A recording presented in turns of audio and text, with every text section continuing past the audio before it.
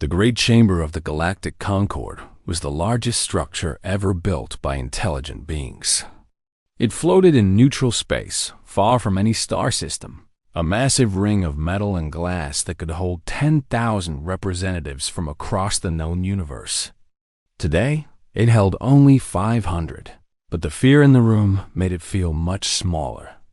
Director Lena Vasquez sat at the far end of the chamber, in the section reserved for what the older races called observer species. Humanity had only been part of galactic society for 80 years. In cosmic terms, they were babies. The 5 great powers had been traveling between stars for thousands of years before humans learned to make fire. She watched the representatives argue. The Valkyrie delegation stood at the center podium. They were tall beings, nearly 3 meters high, with blue-gray skin and 4 arms. Their lead speaker, Ambassador Tethran, was practically shouting now. "The Void Worms have consumed 3 star systems in the last rotation," he said. 17 billion souls, gone, not dead, gone, erased from existence as if they never lived at all. The chamber was silent except for the soft hum of translation devices. Every species present understood the weight of those words. "We sent our greatest fleet to stop them," Tethran continued. 400 warships. The most advanced weapons our civilization has ever created. He paused, and Vasquez could see his 4 hands shaking slightly. They lasted 9 seconds. 9 seconds, and then there was nothing left. Not debris. Not bodies. Nothing. A representative from the Crystalline Syndicate rose to speak.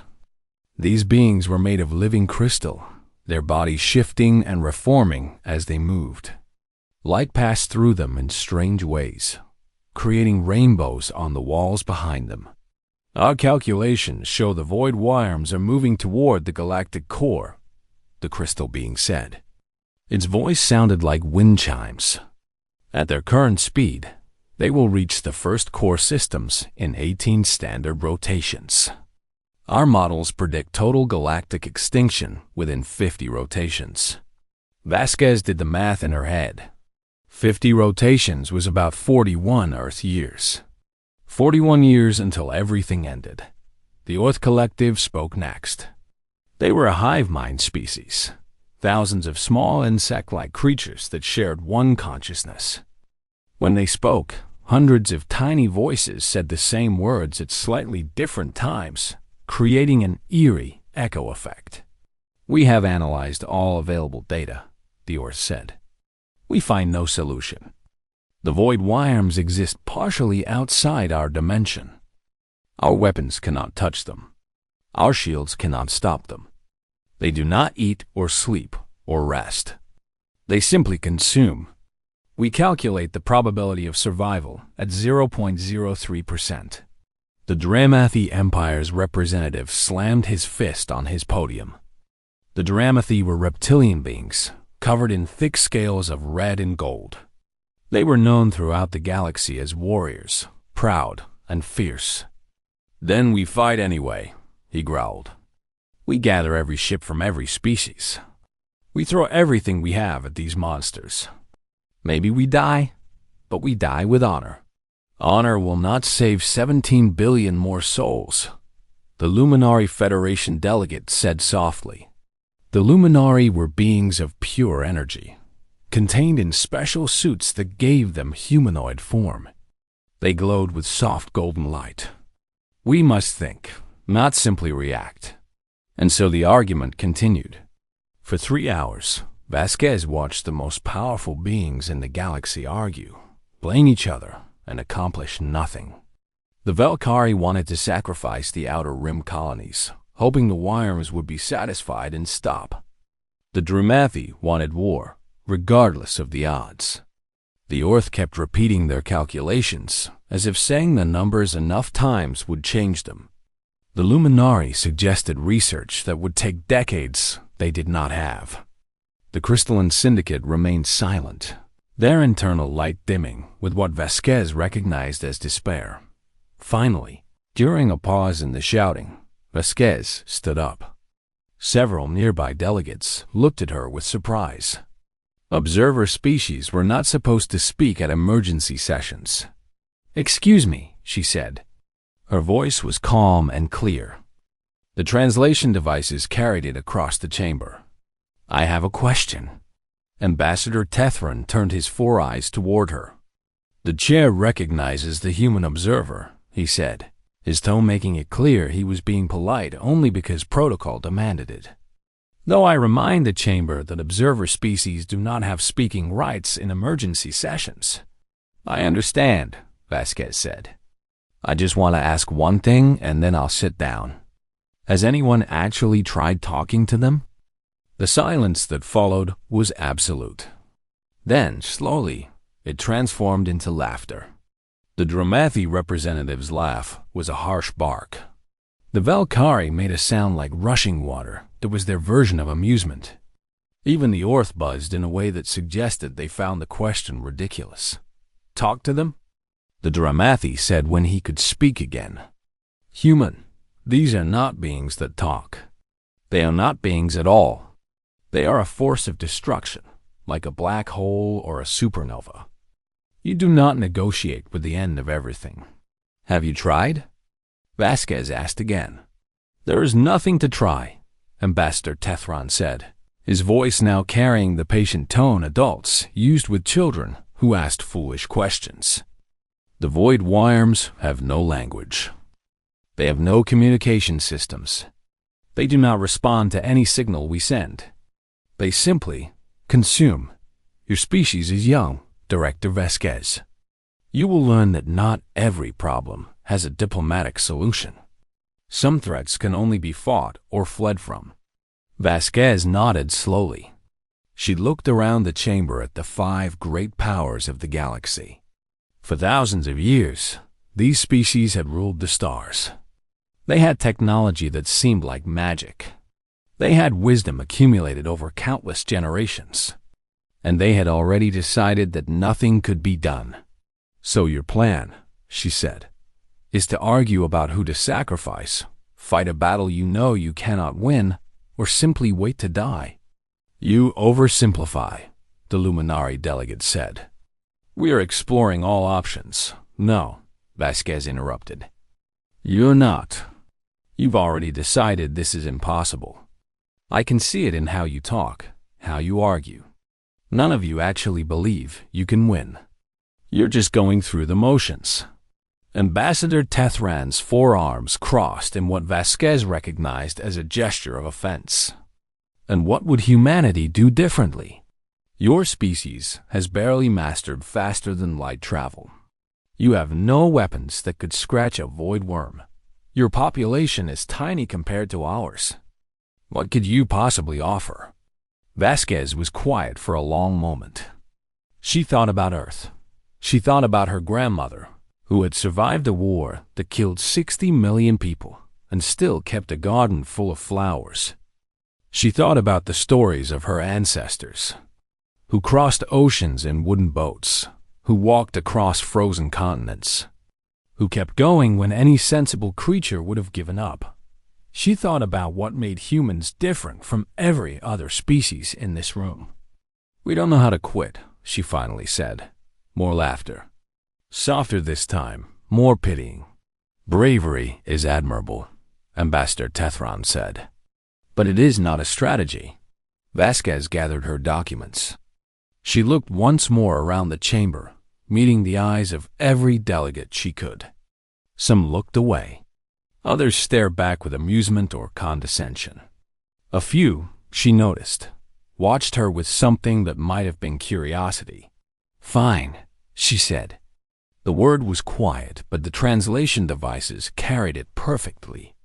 "We'll handle it." She walked toward the exit. Behind her, the laughter started again, but it died quickly. Something in her voice and the way she moved had changed the air in the room. "Director Vasquez," Ambassador Tethran called out. "What exactly do you mean by that?"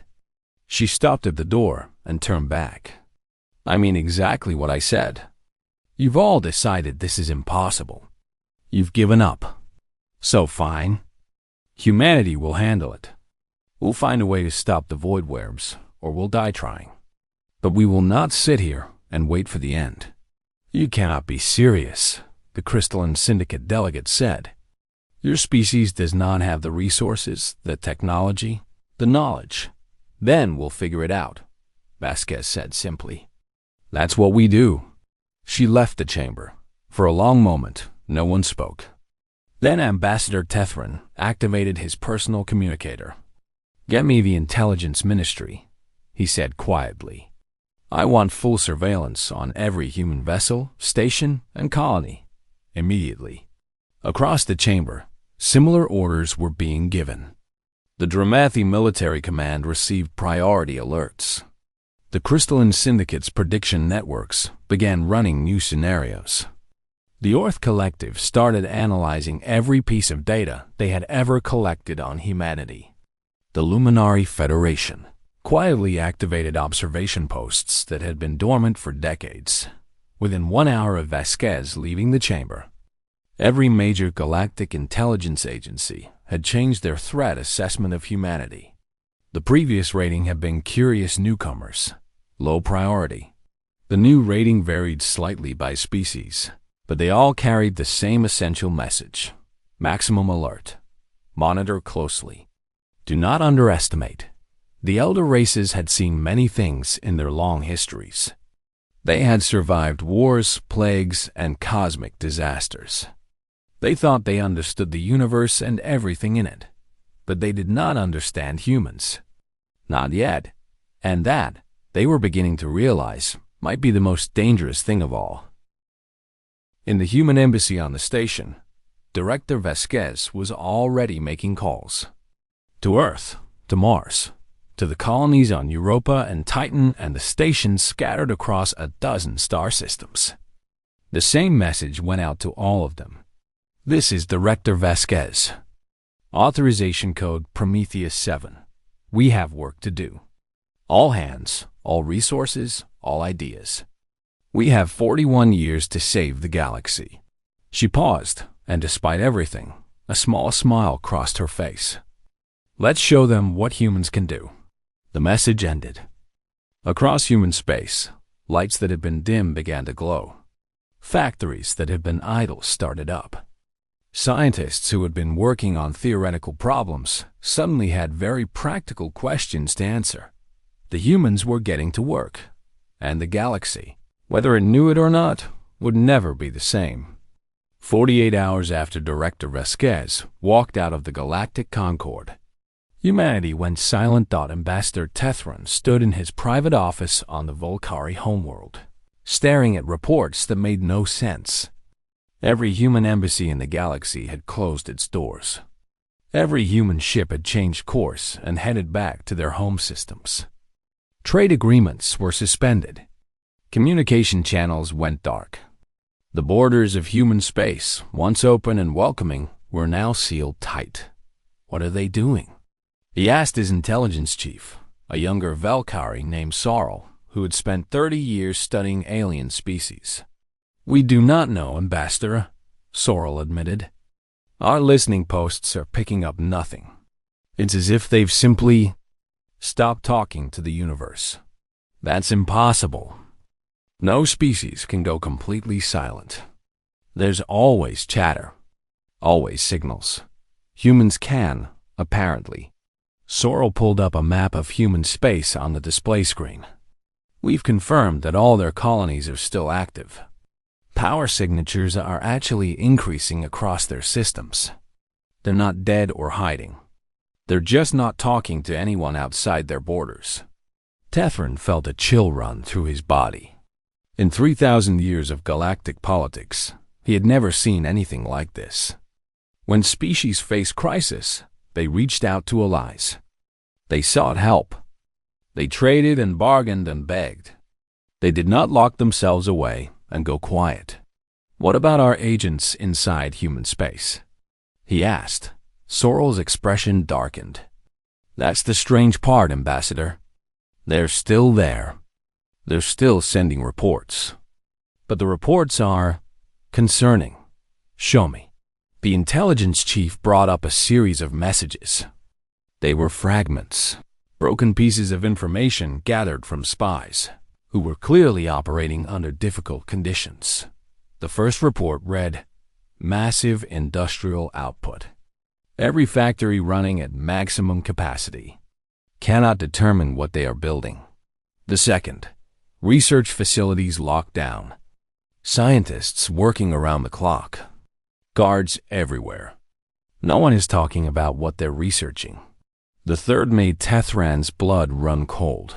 Something is being built in the outer system. It's big. Bigger than anything I've ever seen. When I asked about it, everyone just smiled and said, "Prometheus." They wouldn't explain what that means. "Prometheus," Tethran repeated. "What is that? A weapon? A ship? A code name?" "We've searched all human cultural databases," Sorrel said. Prometheus was a figure in their ancient mythology, a being who stole fire from the gods and gave it to humans. He was punished for it, tortured for eternity, but he never regretted his choice. The humans considered him a hero, so they named their secret project after a figure who did the impossible and accepted terrible consequences for it. Tethran sat down heavily. That tells us nothing good.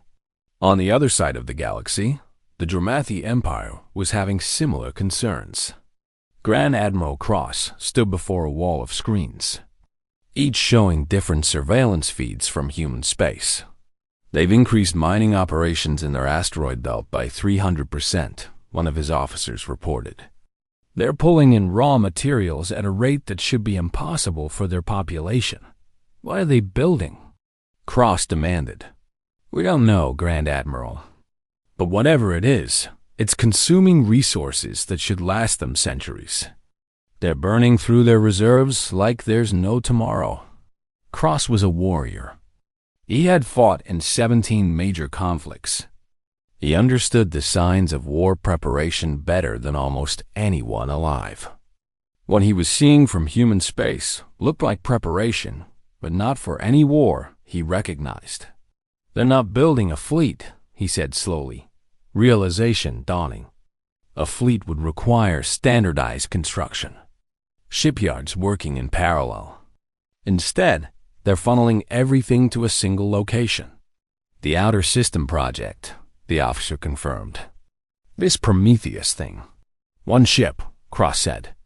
"They're building one ship, and they're putting everything they have into it." He turned to face his staff. What kind of ship requires the resources of an entire civilization? No one had an answer. The Crystalline Syndicate had the most advanced prediction technology in the galaxy.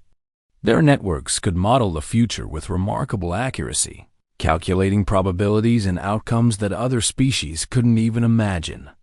When they turned these systems toward humanity, the results were disturbing. "The models are failing," the lead analyst reported to the Syndicate Council. Light refracted through her crystal body in patterns that showed her distress. "We cannot predict what humans will do." "Explain," the Council demanded. "Our models work by understanding a species' fundamental nature. We know how Velkari think, how Dramathi react, how Orth calculate. We can predict their actions because we understand what drives them." The analyst's light flickered. "Humans do not follow any pattern we recognize. They make decisions that seem irrational by every metric we have." "Give us an example." "Their Prometheus project. Our models say they should be building defenses. Every other species, when faced with extinction, invests in survival infrastructure, bunkers, evacuation ships, hidden colonies. Instead, humans are building a single vessel designed to travel toward the Void Worm's point of origin." The analyst paused. "They're not trying to survive. They're trying to solve the problem.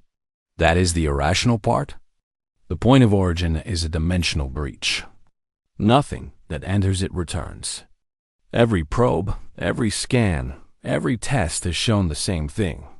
It is a one-way door to oblivion. And humans are building a ship to fly through it on purpose." The Council was silent for a long moment. Finally, the eldest member spoke. Perhaps they do not understand the danger. They understand completely, the analyst said. Their own scientists has confirmed the breach is unsurvivable. They published the data themselves.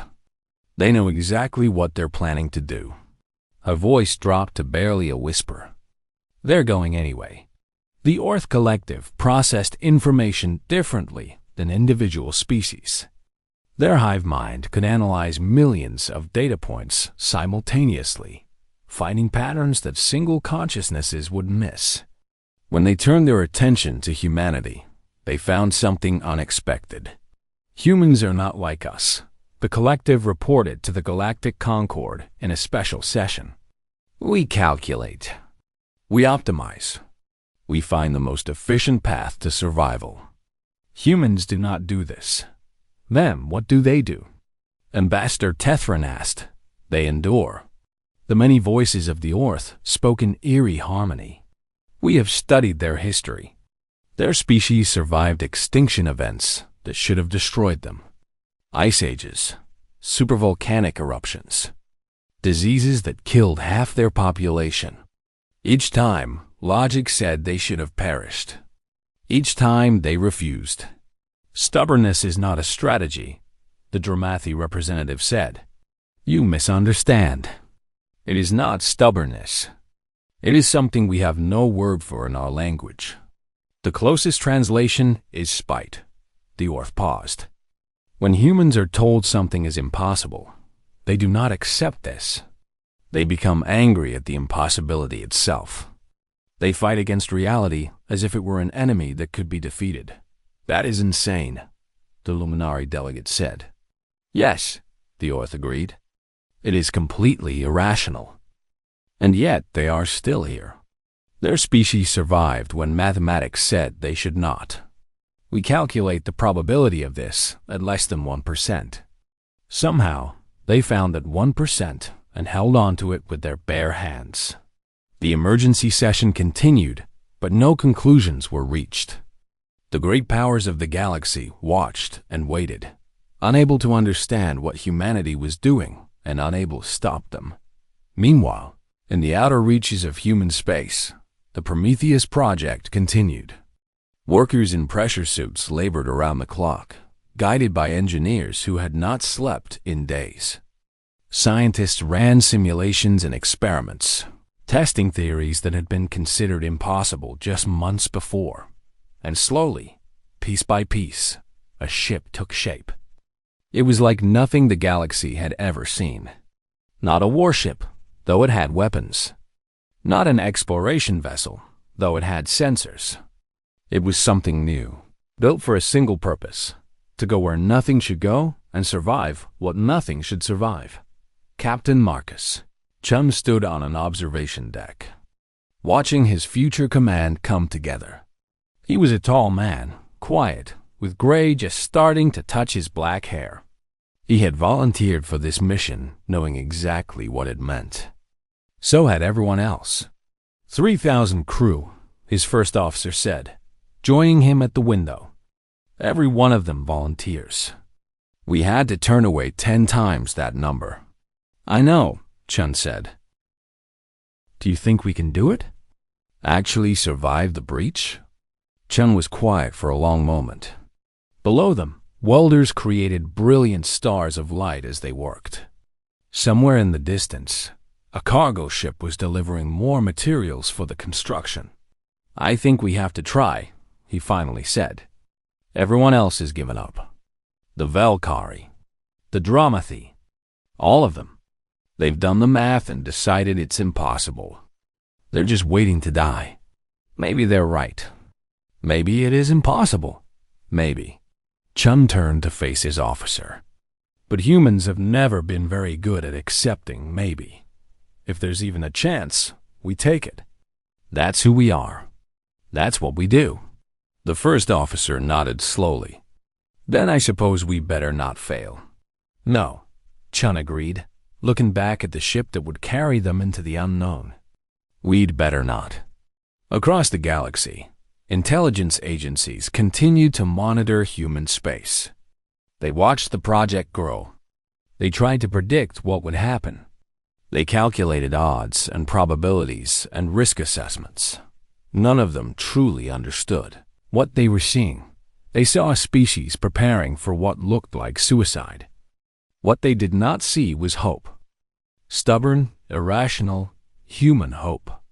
The kind that looked at impossible odds and said, "Fine, I'll handle it," and meant every word. The void worms continued their advance. 2 more systems fell, their populations erased from existence. The clock was ticking, and humanity kept building, because that was what humans did. When everything seemed lost, when every other option had failed, when the math said survival was impossible, humans got to work. They built. They planned. They refused to accept that the story was over. The galaxy had never seen anything like it. They were about to learn what it meant. The HSS Defiance was finished in 6 months. By any reasonable standard, this was impossible.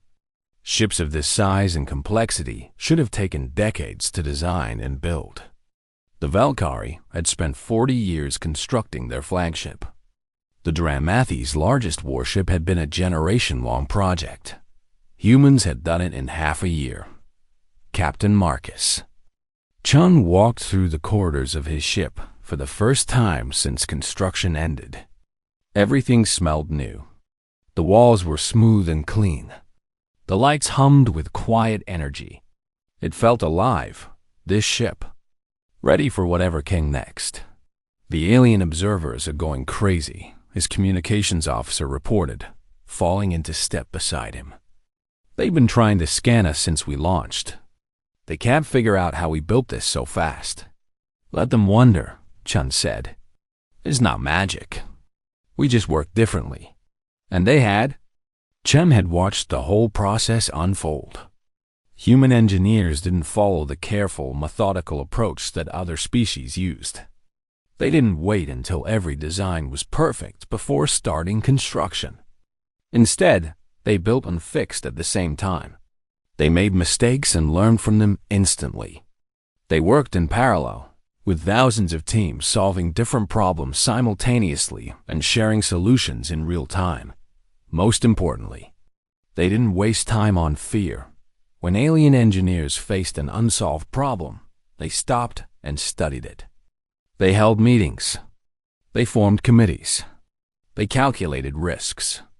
Human engineers looked at unsolved problems and said, "We'll figure it out as we go." Sometimes they were wrong. Sometimes things broke. But they were always moving forward. The result was the Defiance.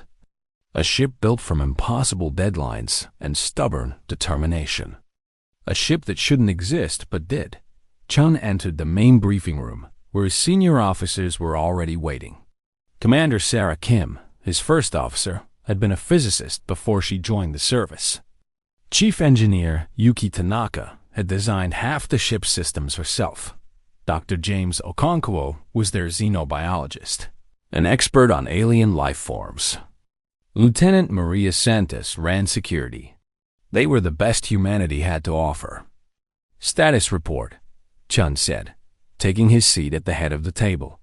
"All systems operational," Tanaka reported. "The dimensional shielding is holding at full strength. We've tested it against every energy type we could find. It should protect us during the breach crossing." She paused. "Should. The crew is ready," Santos added. 3,000 volunteers, all fully trained. Morale is surprisingly high, considering we're flying into a hole in reality that nothing has ever returned from. Kim finished dryly. "Yes, morale is excellent." Chun almost smiled. This was the human way. Make jokes about death. Laugh in the face of impossible odds. It wasn't bravery, exactly. It was something deeper than that. Something built into human nature over millions of years of evolution. "Dr. Okonkwo," Chun said, "tell us what we know about the void worms." The xenobiologist activated a holographic display. Images appeared in the air. Massive creatures of shadow and light, shapes that hurt the eye to look at. Bodies that seem to exist in multiple dimensions at once. The void worms are not native to our universe, Okonkwo began. They come from somewhere else, somewhere beyond normal space-time. They entered our dimension through a breach that opened approximately 12,000 years ago. At that time, the breach was small, and only a few worms came through. They were observed by ancient civilizations, then they went dormant. Why did they wake up now? Kim asked. We're not certain, but we have a theory. The breach has been growing slowly over the millennia. It recently reached a critical size. When it did, more worms began emerging. The new arrivals seemed to have awakened the dormant ones. The images changed, showing the devastated systems where the worms had fed. Empty space where planets should have been. Stars dimmed and dying. Nothing left. They don't just kill, Okonkwo continued. They consume matter, energy, even information. When they eat a world, that world ceases to exist in every meaningful way. No debris, no radiation signature, nothing. It's as if the universe forgets it was ever there. And we're flying toward where they come from, Tanaka said quietly. Yes, Okonkwo nodded. The breach is located in a region of space, the Valkyrie call the Void. It's approximately 3 weeks away at maximum speed. No probe has ever survived approaching within 1 light year of it. But we will, Chun said. It was not a question. That's the plan, Captain. Chun stood and walked to the main viewport. Outside, the stars stretched in infinite patterns. Somewhere out there, creatures from another dimension were eating their way through the galaxy. Every other species had given up. Every calculation said there was no hope, but humans had never been very good at listening to calculations.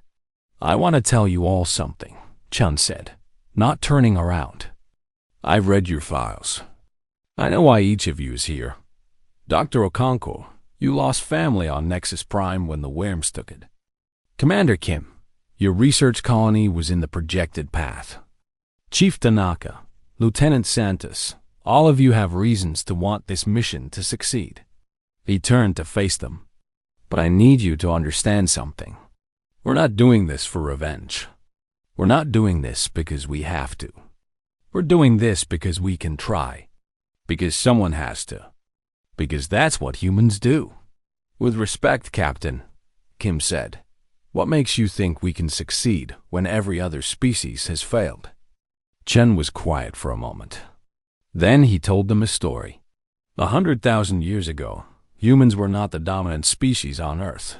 We were prey. Small, weak, with no claws or fangs or armor. Every night, we huddled in caves while predators hunted us. Every day, we fought just to survive. He moved to a display and brought up images from human history. Cave paintings, ancient tools, the long journey of human evolution. But we had something other animals didn't, persistence. We couldn't outrun predators, so we outlasted them. We chased prey until it collapsed from exhaustion. We endured heat and cold and hunger that would kill other creatures. We survived ice ages by refusing to die. We crossed oceans in wooden boats. We climbed mountains because they were there. The images changed. Humans building, exploring, fighting, surviving. Diseases that killed millions. Wars that burned continents. Disasters that should have ended them. And through it all, humans kept going. Every other species in the galaxy evolved to know when to quit, Chun said. When the odds are too bad, they stop. They conserve resources. They accept defeat. It's the smart thing to do. It's the logical thing. He paused. Humans never developed that instinct. We literally don't know how to give up. When something is impossible, we don't see a wall. We see a challenge. He looked at each of his officers in turn. That's why we might succeed. Not because we're smarter than the Valkyrie, or stronger than the Dramathi, but because we're going to keep trying, even when every reasonable being would stop. We're going to push forward when all logic says to retreat. And sometimes that's enough. And if it's not enough, Santos asked quietly, then we die trying. But we don't die standing still. We don't die waiting. We die moving forward, which is the only way humans know how to go. The bridge crew was silent. Then, slowly, Tanaka smiled. You know, she said, when you put it that way, it almost sounds reasonable. It sounds insane, Kim corrected, but insane in a very human way. Chun nodded. Prepare for departure. We leave in 6 hours. As his officers left to make final preparations, Chun remained at the viewport. He thought about Earth, about his family, about all the billions of humans who were counting on them. They had put everything they had into this ship. Every resource, every scientist, every hopeful prayer. Now it was up to him and his crew. The Defiance left human space at exactly midnight, Earth time. It accelerated to maximum speed, heading toward the darkness between stars. Behind them, thousands of lights flickered. Human stations and colonies, watching their only hope disappear into the void. On observation decks throughout the galaxy, members of other species watched too. The Valkyrie ambassador stood in his office, tracking the ship's course on a display screen. The Dramathi Grand Admiral watched from his flagship, surrounded by silent officers. The Crystalline Syndicate's prediction networks hummed with activity. Still unable to calculate what would happen next, they all saw the same thing. One ship, carrying 3,000 humans, flying towards certain death. But they didn't see what was happening inside that ship. They didn't see the engineers running final checks, the scientists reviewing data, the crew members writing letters home that might never be delivered. They didn't see the determination on their faces or the steady beat of their hearts. They didn't understand that for humans, impossible was just a word that meant try harder. The Defiance flew on, growing smaller against the stars until it was gone from sight, but not from hope, never from hope. The breach was beautiful in a way that hurt to look at. It hung in space like a wound in reality itself, edges glowing with colors that didn't exist in normal physics. Through it, strange lights flickered and pulsed, hints of another universe entirely. Captain Chun stood on the bridge of the Defiance, watching the breach grow larger on the main view screen. They had been traveling for 3 weeks, and now they were closer than any ship had ever come. The sensors were going crazy, detecting energy readings that shouldn't be possible. Dimensional shielding holding at 92%. Chief Engineer Tanaka reported from her station. We're taking some drift, but within acceptable parameters. Life signs from the breach? Chun asked. Dr. Okonkwo checked his instruments. Detecting movement. Lots of it. The Wyrms are aware of us. As if in response, shapes began emerging from the breach. Void Wyrms, dozens of them, their massive bodies blocking out stars as they moved. They were even more terrifying up close than the reports had suggested. Each one was kilometers long, made of shadow and impossible angles. They looked like something from a nightmare, creatures that shouldn't exist in any sane universe. They're not attacking, Commander Kim observed. They're watching us. She was right. The Wyrms circled the Defiance like sharks around a wounded seal, but they made no move to attack. It was as if they were curious, waiting to see what this strange little ship would do. Open a communication channel, Chun ordered. Captain, we have no idea if they can even receive, Kim started. Try anyway. The communications officer activated the ship's systems. Channel open, sir. All frequencies. Chun stepped forward. His heart was beating fast, but his voice was steady. This is Captain Marcus Chun of the human vessel Defiance. We come in peace. We wish to communicate with the beings known as Void Wyrms. Silence. The worms continued their slow circling. "Repeat the message," Chun said. "Add mathematical sequences, prime numbers, basic geometric patterns, anything that might signal intelligence." For 30 minutes, they broadcast.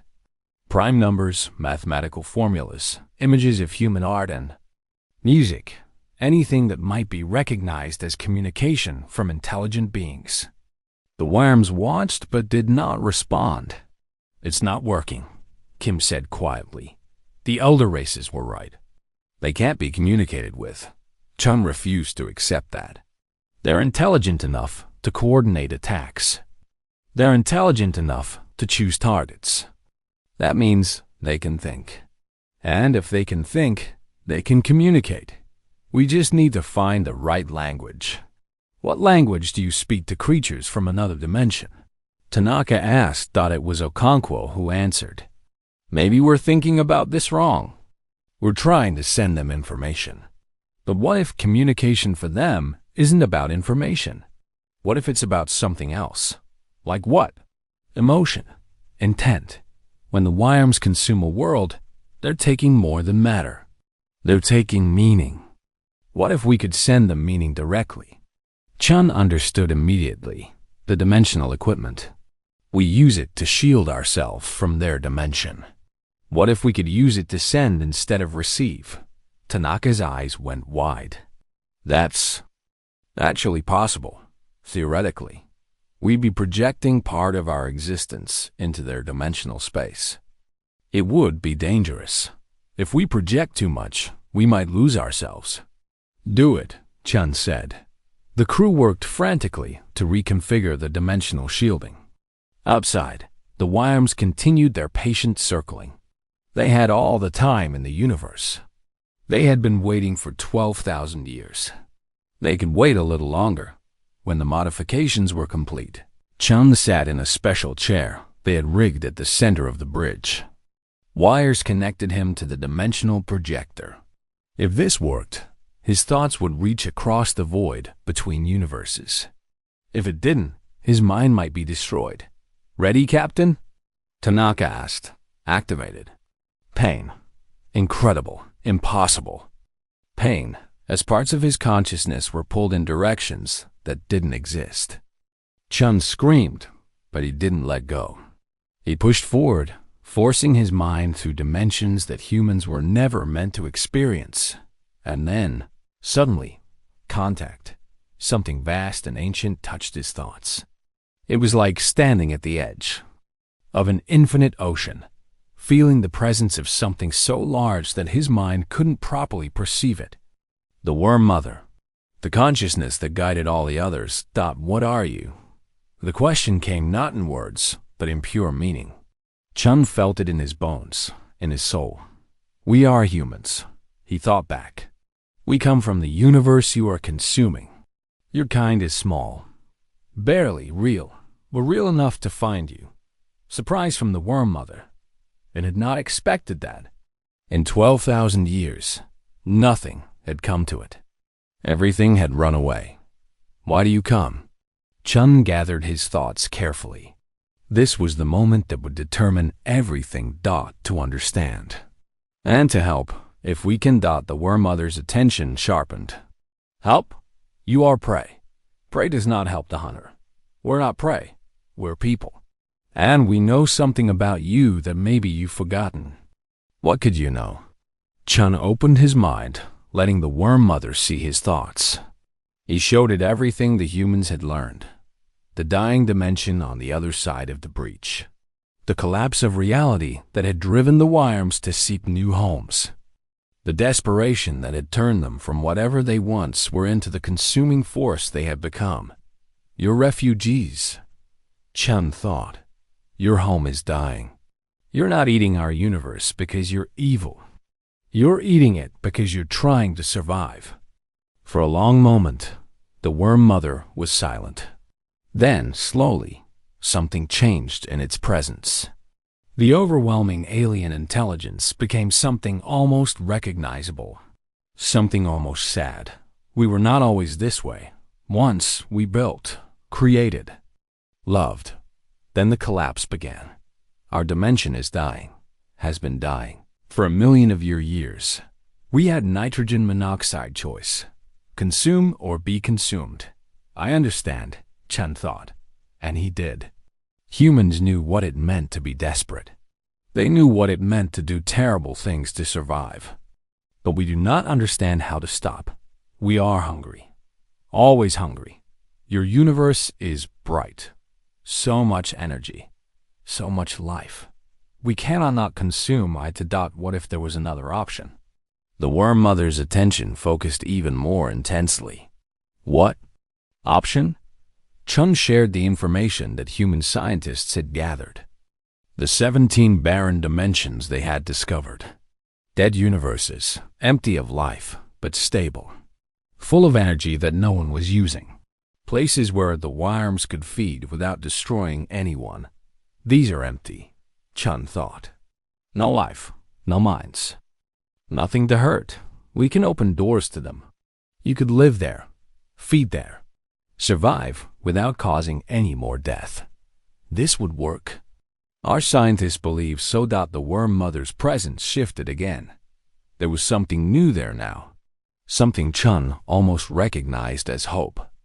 Why? Why would you do this? We have destroyed your worlds, killed your people.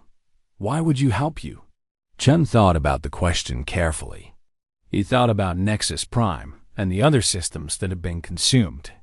He thought about the billions of lives lost. He thought about how easy it would be to hate, because it's the right thing to do, he finally thought. Because you're not monsters. You're just people trying to survive. Like us, and humans have been refugees too. We know what it's like to be driven from home. We know what it's like to be desperate. He paused, and despite everything, a tiny part of him smiled. Also, honestly, the other species in our galaxy laughed at us. They said we were too small to matter. If we save everyone by showing compassion, instead of violence, they'll have to admit they were wrong. Humans are a little petty that way. The worm mother was silent for a long time. When it finally responded, its thoughts carried something that might have been amusement. You, as strange creatures, small and brief and strange. But perhaps that is not a bad thing. So you'll accept our offer? We will. Consider. Show you these empty dimensions. Let you see if your words are true. Chun opened his thoughts completely, sharing every piece of data the humans had gathered. Coordinates, energy readings, stability assessments. Everything. The worm mother examined the information with a mind that could process more in a second than human computers could in a year. This is acceptable. We can live in these places. We can feed without destroying. Relief flooded through Chen so strongly that he almost lost the connection. Then you'll leave? You'll stop consuming our universe? Yes. We will go to these empty places. We will trouble your reality nitrogen monoxide more. The connection began to fade. Chun felt the worm mother withdrawing back into its own dimension. But before it went completely, one last thought reached him. Human, Marcus Chen, you have given my children a future. This will not be forgotten. If your kind ever faces a darkness they cannot overcome, call to us. We will remember this dead dot, and then it was gone. Chun opened his eyes to find his crew staring at him. The connection had taken hours, though it had felt like minutes. His body ached. His mind felt stretched thin. Captain? Kim asked, worry clear in her voice. Did it work? Chun looked at the view screen. The void worms had stopped circling. They were moving back toward the breach, their massive forms sliding through space like shadows returning to the dark. It worked, he said. They're leaving. They're going to the empty dimensions. The bridge erupted in cheers. People hugged each other, cried, laughed with relief. They had done the impossible. They had talked to monsters and found people beneath the terror. They had saved the galaxy with words instead of weapons. Chun watched the worms disappear one by one through the breach. As the last one vanished, it seemed to pause and looked back at the tiny human ship. Then it was gone. The breach began to shrink. Slowly at first, then faster. The Worm Mother was sealing it from the other side. Within an hour, it was completely gone. The wound in reality had healed. "Take us home," Chun said quietly. The Defiance turned and began the long journey back to human space. Behind them, the stars shone peacefully, no longer threatened by shadows from another dimension. The galaxy was saved, and it had been saved not by fleets or weapons or power, but by compassion, by the simple act of asking why instead of assuming enemy. It was the most human solution possible, and somewhere, in 17 empty dimensions, the void worms began to build new homes, new futures, new hopes, because someone had finally treated them like people instead of monsters, because one small species had been stubborn enough to try the impossible, because humans didn't know how to give up. The Defiance limped back into known space 3 weeks after the breach closed.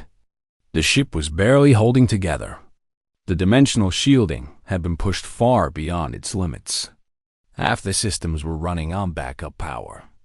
The hull was cracked in 17 places, held together by emergency patches and what the crew jokingly called aggressive optimism. But they were alive, all 3,000 of them, and they had saved the galaxy. When they crossed into human space, they found an escort waiting. Hundreds of ships from every human colony gathered to welcome their heroes home. The radio channels were filled with cheering, crying, songs and prayers and simple gratitude. Captain Chun stood on the damaged bridge, looking at the celebration outside. He felt tired in a way that went deeper than physical exhaustion. He had touched the mind of an alien god. He had carried the hopes of trillions of beings on his shoulders.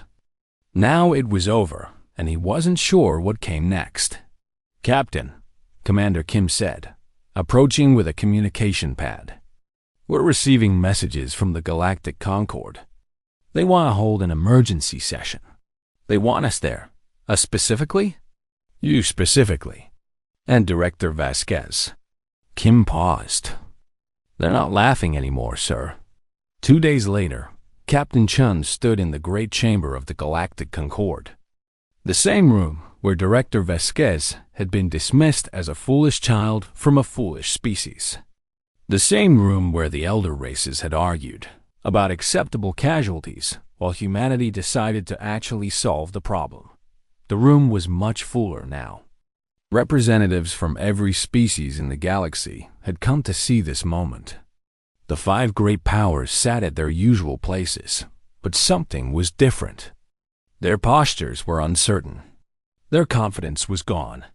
Director Vasquez stood at the central podium. She looked tired, too. The last 6 months had aged her. But she stood straight, and her voice was clear.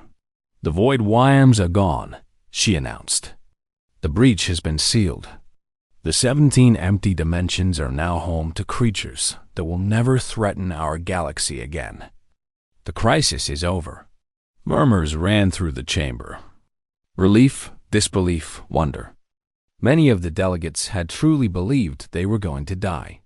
Now they had to learn how to live with being saved. Ambassador Tethron rose to speak. His forearms were folded tightly against his body, a Valkyrie gesture of humility. "Director Vasquez." "Captain Chun, on behalf of the Valkyrie hegemony, I offer our deepest gratitude. We did not believe this was possible.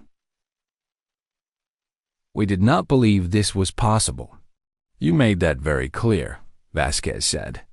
Her voice was neutral, but Chun caught the tiny hint of satisfaction beneath it. "Yes, we did." Tethran's eyes moved to meet Vasquez's gaze directly. "We were wrong. Not just about the possibility of success. We were wrong about your species. We treated you as children, as inconsequential newcomers who could contribute nothing. We laughed when you said you would handle this crisis." He paused, and when he continued, his voice was softer. "We will not laugh again. One by one, the other powers spoke. The Dramathi Grand Admiral offered a warrior salute and admitted that humans had shown a kind of bravery his people had never considered. The Crystalline Syndicate confessed that their prediction networks still couldn't explain how humanity had succeeded, and that perhaps there were things in the universe that couldn't be calculated. The Earth Collective simply said that they would need to revise all their models of what was possible. The Luminari Federation delegate glowed brightly as she spoke. You solved an impossible problem not with weapons or technology or power.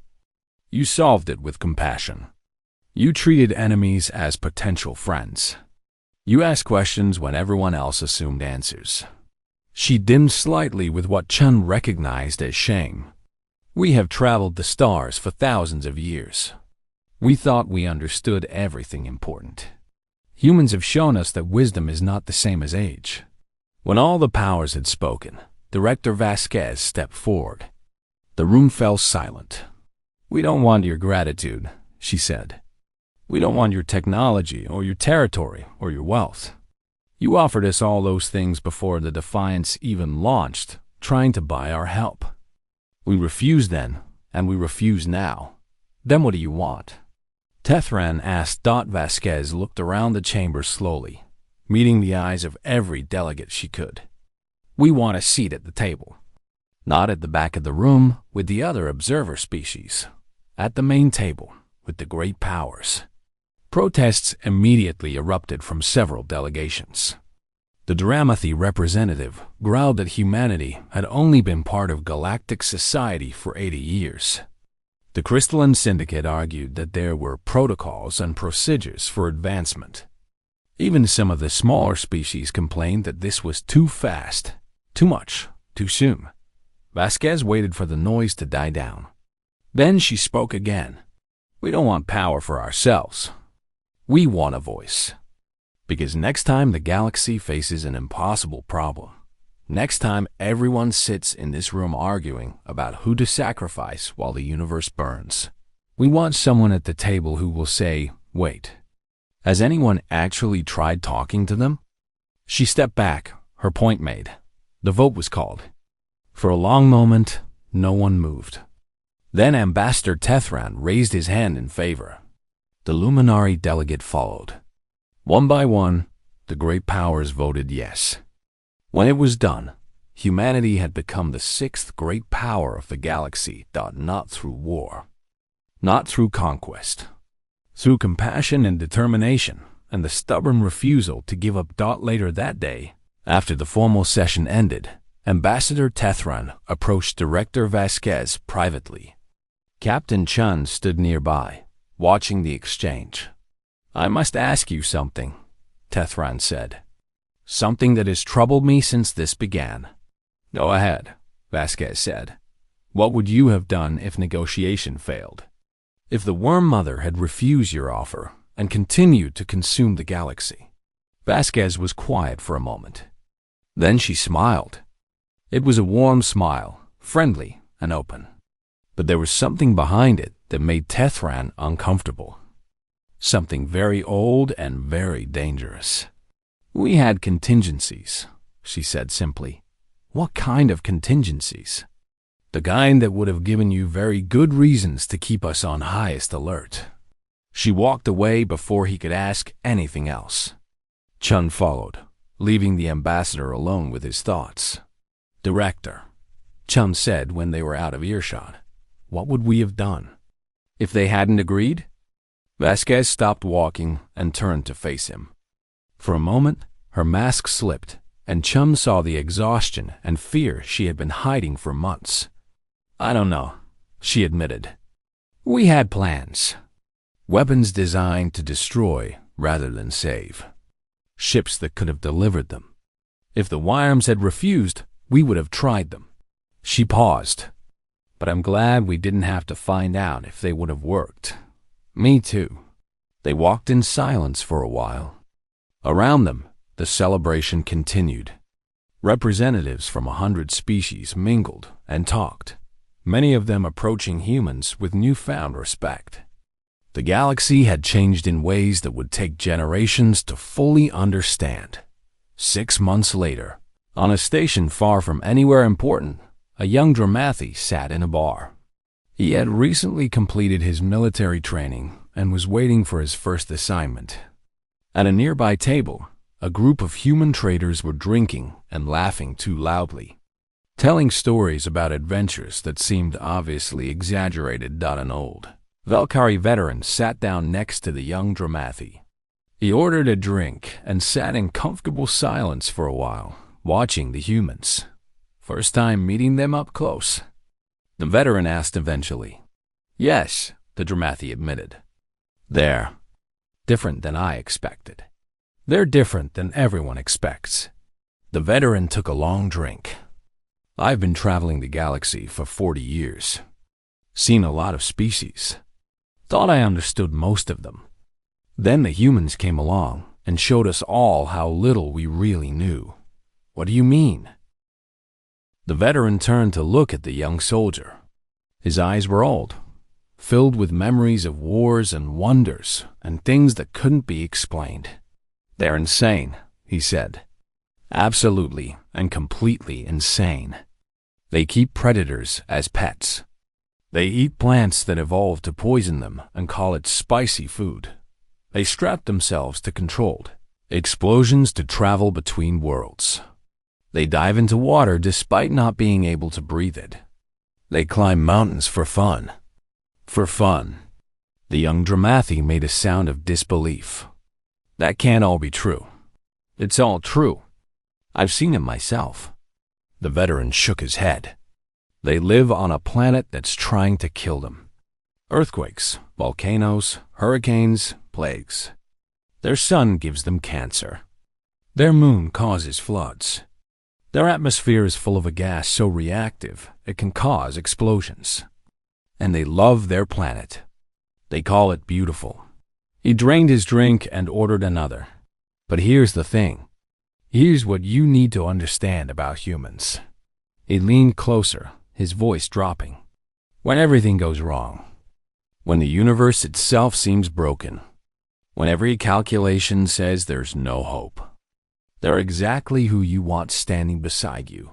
Why? Because they don't know how to give up. They literally lack the ability.